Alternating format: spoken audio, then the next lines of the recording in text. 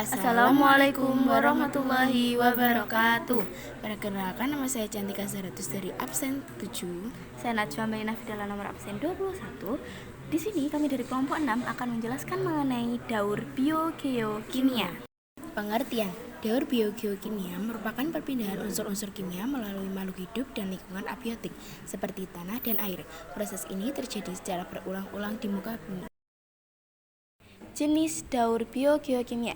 Berdasarkan siklusnya, daur biogeokimia dibagi menjadi 3, yaitu daur gas meliputi daur karbon, daur nitrogen, dan daur oksigen, daur cair meliputi daur air atau daur hidrologi, daur padat atau sedimen meliputi daur fosfor dan belerang. Sedangkan berdasarkan macamnya, biogeokimia dibagi menjadi 2, yaitu daur edafik merupakan daur yang unsur kimia pada daur tersebut tidak melewati bentuk gas di udara. Sedangkan daur atmosferik adalah daur yang unsur kimia pada daur tersebut mengalami fase berbentuk gas di udara. Ragam daur biogeokimia. Yang pertama ada biogeokimia karbon. Siklus karbon adalah suatu aliran karbon yang melewati semua bagian di sistem planet bumi baik berupa tumbuhan, hewan, hingga manusia, dan proses terjadinya secara alami. Tahapan-tahapan dari daur biogeokimia karbon diantaranya: pertama, siklus karbon dapat bermula dari unsur karbon di udara dalam bentuk karbon dioksida yang diserap oleh tumbuhan. Lalu pada tumbuhan mengalami fotosintesis, tumbuhan mengubah karbon dioksida bersama air menjadi karbohidrat atau glukosa. Dalam proses selanjutnya, baik pada produsen maupun konsumen, glukosa dibentuk menjadi persenyawaan lain.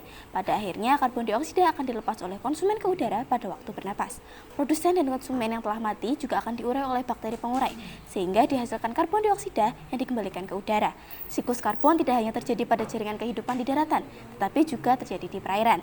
Di laut, fotosintesis terjadi di area yang tertembus sinar matahari. Sebagian besar karbon ditemukan pada kerang dan bintang laut berkulit keras lainnya dalam bentuk kalsium karbohidrat atau CaCO3. Geokimia sulfur. Daur belerang atau sulfur yaitu perubahan sulfur dari hidrogen sulfida menjadi sulfur dioksida, lalu menjadi sulfat dan kembali menjadi hidrogen sulfida lagi. Tahapan-tahapan dari daur biogeokimia sulfur diantaranya: yang pertama, daur sulfur dimulai dari tanah, yaitu ketika ion-ion sulfat diserap oleh akar dan menjadi penyusun protein dalam tubuh tumbuhan. Ketika hewan dan manusia memakan tumbuhan, protein tersebut akan berpindah ke tubuh mereka. Selanjutnya, pada saat organisme mati akan mengalami pembusukan oleh bakteri, sehingga senyawa sulfur dapat organisme akan terurai secara aerob membentuk sulfat kembali dan menghasilkan gas sulfur atau sulfida. Selanjutnya, oleh bakteri sulfur, gas sulfur dan sulfida di udara dioksida menghasilkan sulfur. Selanjutnya, sulfur dioksida lagi membentuk sulfat dalam tanah melalui hujan. Ada pula contoh ilustrasi dari daur biogeokimia sulfur adalah seperti berikut. Selain seperti yang sudah saya jelaskan tadi, pada daur biogeokimia, gas sulfur juga bisa terbentuk dari aktivitas gunung berapi dan pembakaran bahan bakar fosil oleh kegiatan industri. Selanjutnya ada daur biogeokimia nitrogen. Daur biogeokimia nitrogen merupakan pergerakan nitrogen dari atmosfer menuju bumi dan terjadi secara terus-menerus. Siklus nitrogen sederhana memungkinkan terjadinya perubahan nitrogen dari suatu wujud ke wujud kimia lainnya. Nitrogen mempunyai peran yang sangat penting bagi kelangsungan makhluk hidup di bumi. Tahapan-tahapan dari daur biogeokimia nitrogen ada 5, yaitu: pertama, fiksasi nitrogen. Fiksasi merupakan proses perubahan nitrogen atau N2 di udara bebas menjadi amonia atau NH3. Selama proses ini berlangsung, gas nitrogen dari atmosfer dan permukaan air diendapkan ke dalam tanah melalui presipitasi dan dilakukan oleh bakteri diazotrof, azobakter, dan rhizobium. Kedua, nitrifikasi nitrogen. Proses nitrifikasi dimulai dari perubahan amonia menjadi nitrat oleh bakteri dari dalam tanah. Nitrifikasi ini nantinya akan menghasilkan gas amonia yang bersifat racun bagi tanaman. Lalu yang ketiga ada asimilasi nitrogen. Asimilasi nitrogen merupakan proses pembentukan asam amino dari nitrogen anorganik. Melalui proses inilah nantinya nitrogen akan masuk ke dalam siklus rantai makanan pada sebuah ekosistem. Selanjutnya ada amonifikasi nitrogen. Proses daur nitrogen tahap ini terjadi ketika nitrogen yang ada di dalam bahan organik dilepaskan tanaman atau hewan yang telah mati.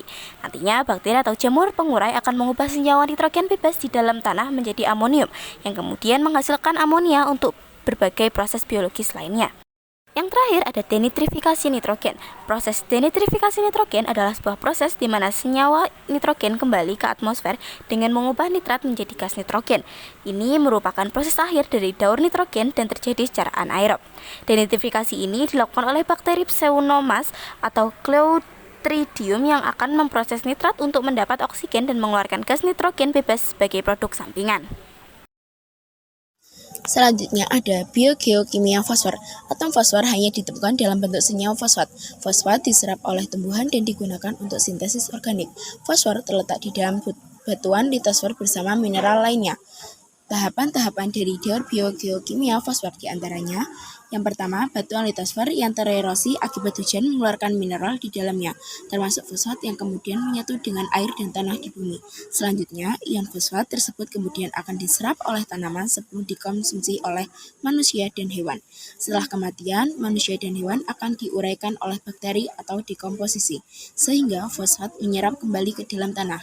Selanjutnya, di dalam tanah, bakteri pengurai tersebut mengubah fosfat organik menjadi anorganik, yang kemudian akan berakhir di saluran air, bahkan lautan luas sebelum mengalami sedimentasi menjadi batuan litosfer kembali, dan daur fosfor akan terulang kembali. Ada pula contoh gambar dari daur fosfor yaitu sebagai berikut. Sekian, terima kasih. Bila ada salah kata maupun kurangnya informasi, Kami mohon maaf. wassalamualaikum warahmatullahi wabarakatuh.